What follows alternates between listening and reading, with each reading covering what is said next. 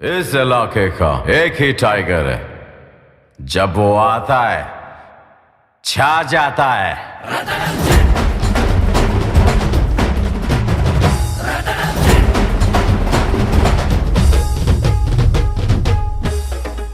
BJP ಮುಖಂಡರು ಹಾಗೂ ಜಿಲ್ಲಾ ಬಿಜೆಪಿ ಅಲ್ಪಸಂಖ್ಯಾತರ ಘಟಕದ ಅಧ್ಯಕ್ಷರಾಗಿರುವ ಸನ್ನಿ ಮಹಾರಾಜ್ ಅವರಿಗೆ 34ನೇ ವರ್ಷದ ಹುಟ್ಟುಹಬ್ಬದ ಹಾರ್ದಿಕ ಶುಭಾಶಯಗಳು. ಶುಭ ಕೋರುವವರು ಸನ್ನಿ ಮಹಾರಾಜ್ ಯೂತ್ ಫೋರ್ಸ್ ರಾಯಚೂರು.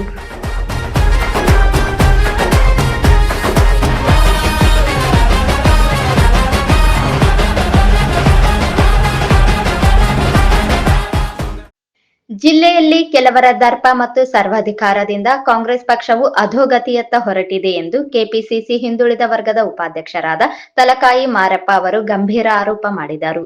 ಮಾಧ್ಯಮದೊಂದಿಗೆ ಮಾತನಾಡಿದ ಅವರು, ಕಾಂಗ್ರೆಸ್ ಪಕ್ಷದಲ್ಲಿ ಗುಂಪುಗಾರಿಕೆಗೆ ಪುಷ್ಟಿ ನೀಡಲಾಗುತ್ತಿದೆ. ರಾಯಚೂರು ಜಿಲ್ಲೆಯ ಉಸ್ತುವಾರಿ ಸಚಿವ ಡಾಕ್ಟರ್ ಶರಣಪ್ರಕಾಶ್ ಪಾಟೀಲ್ ಅವರನ್ನು ಪಕ್ಕಕ್ಕೆ ತಳ್ಳಿ ಜಿಲ್ಲೆಯಲ್ಲಿ ಸಚಿವ ಬೋಸರಾಜು ಸರ್ವಾಧಿಕಾರ ನಡೆಸಿದ್ದಾರೆ ಎಂದು ದೂರಿದರು. ಪಕ್ಷದಲ್ಲಿ ಒಡೆದು ಆಳುವ ನೀತಿ ಅನುಸರಿಸುತ್ತಿದ್ದಾರೆ. ರಾಯಚೂರು ಜಿಲ್ಲೆಗೆ ಬರುವ ಪ್ರಮುಖ ಕೇಂದ್ರ ಮತ್ತು ರಾಜ್ಯಗಳ ಯೋಜನೆಗಳನ್ನು ಬಾರದಂತೆ ನೋಡಿಕೊಳ್ಳುತ್ತಿದ್ದಾರೆ. ತಮ್ಮ ಮೂಗಿನ ನೇರಕ್ಕೆ ಪಕ್ಷವನ್ನು ನಡೆಸಿಕೊಳ್ಳುವ ಜಾಯಮಾನದವರು.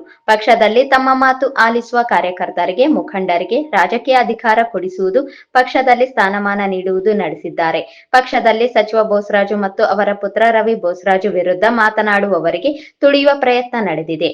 ಸುಳ್ಳು ಪ್ರಕರಣ ದಾಖಲಿಸುವುದು, ಗಡೀಪಾರು ಮಾಡುವುದು ನಡೆದಿದೆ. ಇದರ ಬಗ್ಗೆ ಪಕ್ಷದ ರಾಜ್ಯ ವರಿಷ್ಠರು ಗಮನ ಹರಿಸಿ ನಿಷ್ಠಾವಂತ ಮತ್ತು ಪ್ರಾಮಾಣಿಕರಿಗೆ ಪಕ್ಷದಲ್ಲಿ ಅಧಿಕಾರ ಸ್ಥಾನಮಾನದಲ್ಲಿ ಮಣೆ ಹಾಕಬೇಕೆಂದು ತಲಕಾಯಿ ಮಾರಪ್ಪ ಒತ್ತಾಯಿಸಿದ್ದಾರೆ. ರವಿ ಬೋಸರಾಜು ಅವರು ತಮಗೆ ವಿರುದ್ಧ ಮಾತನಾಡುವವರ ಮೇಲೆ ಕೇಸ್ ದಾಖಲಿಸುವುದು, ಅಧಿಕಾರದಿಂದ ದೂರ ಇಡುವುದು ಮಾಡುತ್ತಿದ್ದಾರೆ. ಇದರಿಂದ ಪಕ್ಷಕ್ಕೆ ತೀರಾ ಹಾನಿಯಾಗುತ್ತಿದೆ. ಬಹುತೇಕ ಮುಖಂಡರು ಬೋಸರಾಜ್ ಅವರ ಮನೆ ಸುತ್ತುವ ಕಾಯಕದಲ್ಲಿ ಇದ್ದು ಸಮಸ್ಯೆ ಬಗೆಹರಿಸುತ್ತಿಲ್ಲ. ಪ್ರಾಮಾಣಿಕರು ಪಕ್ಷ ಬಿಟ್ಟು ಹೊರಗೆ ಅಡಿ ಇಟ್ಟಿದ್ದಾರೆ. ತಕ್ಷಣ ಪಕ್ಷದ ವರಿಷ್ಠರು ಜಿಲ್ಲೆಯಲ್ಲಿ ಒಡೆದು ಆಳುವ ನೀತಿ ಅನುಸರಿಸುತ್ತಿರುವ ಮುಖಂಡರಿಗೆ ದೂರವಿಟ್ಟು ಪಕ್ಷ ಸಂಘಟನೆ ಮಾಡುವವರಿಗೆ, ಪ್ರಾಮಾಣಿಕರಿಗೆ, ಬೆಲೆ ಕೊಡುವವರಿಗೆ ಮಾನ್ಯತೆ ಕೊಡಲು ಅವರು ಮನವಿ ಮಾಡಿದ್ದಾರೆ. ಪೊಲೀಸ್ ಇಲಾಖೆ ಸೇರಿದಂತೆ ಬಹುತೇಕ ಎಲ್ಲ ಇಲಾಖೆಗಳ ಅಧಿಕಾರಿಗಳು ಇವರ ಕೈಗೊಂಬೆಯಾಗಿದ್ದಾರೆ. ಅಧಿಕಾರಿಗಳನ್ನು ರಾಜಕೀಯದಿಂದ ದೂರವಿಡಲು ಅವರು ಮನವಿ ಮಾಡಿದರು. ರಾಯಚೂರು ಜಿಲ್ಲೆಯಲ್ಲಿ ಕಾಂಗ್ರೆಸ್ ಪಕ್ಷ ಅಧೋಗತಿ ಆಗ್ತಾ ಇದೆ. ಒಬ್ಬ ಪಕ್ಷ ಕಾರ್ಯಕರ್ತನಾಗಿ ನಾನು ಅನಿಸಿಕೆ ಹೇಳ್ತಾ ಇದ್ದೀನಿ ತಮ್ಮಲ್ಲಿ. ಇಲ್ಲಿ ಯಾರು ಉಸ್ತುವಾರಿ ಮಂತ್ರಿ, ಯಾರು ದರ್ಬಾರ್ ಮಾಡ್ತಾ ಇದ್ದಾರೋ ಗೊತ್ತೇ ಇಲ್ಲ. ಒಂದು ಜಿಲ್ಲೆಗೆ ಸೀಮಿತ ಆಗ್ತಾ ಇದೆ. ನಮ್ಮ ಜಿಲ್ಲೆಯ ಮಂತ್ರಿಗಳು ಶರಣಪ್ರಕಾಶ್ ಪಾಟೀಲ್ ಇಲ್ಲಿ NS ಬೋಸರಾಜ್ ಬಂದು ಆಡಳಿತ ನಡೆಸ್ತಾ ಇದ್ದಾರೆ. ಅವ್ರ ಮಗಂದು ದರ್ಬಾರ್ ಜಾಸ್ತಿ ಆಗಿ ರವಿ ಬೋಸರಾಜ್ ಅವ್ರದ್ದು. ಪ್ರಾಮಾಣಿಕ ಕಾರ್ಯಕರ್ತರಿಗೆ ಸ್ಥಾನಮಾನ ಇಲ್ಲ. ಏನೇನೋ ಮಾತಾಡೋಕೆ ಹೋದರೆ ಅವ್ರ ಮೇಲೆ FIR ಮಾಡಿ ಗಡೀಪಾರು ಮಾಡೋ ಅನುಭವ ಆಗಿದೆ ಅವ್ರಿಗೆ. ಕಳೆದ 3 ದಶಕಗಳಿಂದ ಕಾಂಗ್ರೆಸ್ ಪಕ್ಷ ಇಲ್ಲಿ ಅಧಿಕಾರ ಕಳ್ತಾ ಇದೆ. ಯಾರ ಕಡೆಯಿಂದ ಅಂದರೆ NS ಬೋಸರಾಜ್ ಮತ್ತು ರವಿ ಬೋಸರಾಜ್ ಕಡೆಯಿಂದ. ಇಲ್ಲಿ ಯಾರಿಗೆ ಹಿರಿಯ ಕಾಂಗ್ರೆಸ್ ಪಕ್ಷ ಹಿರಿಯ ನಾಗರಿಕ ಯಾರಿಗೂ ಸ್ಥಾನಮಾನ ಸಿಗ್ತಾ ಇಲ್ಲ.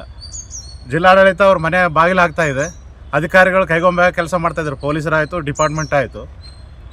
ಸುಮ್ಮನೆ ಪಕ್ಷದ ಕಾರ್ಯಕರ್ತರಿಗೆ ಡ್ಯಾಮೇಜ್ ಆಗ್ತಾ ಇದೆ. ಇದರಿಂದ ಭಾಳ ನೋವುಂಟಾಗಿದೆ. ಆ ಬೇಸರದಿಂದ ನಾನು ಈ ಮಾತನ್ನು ಹೇಳ್ತಾ ಇದ್ದೇನೆ.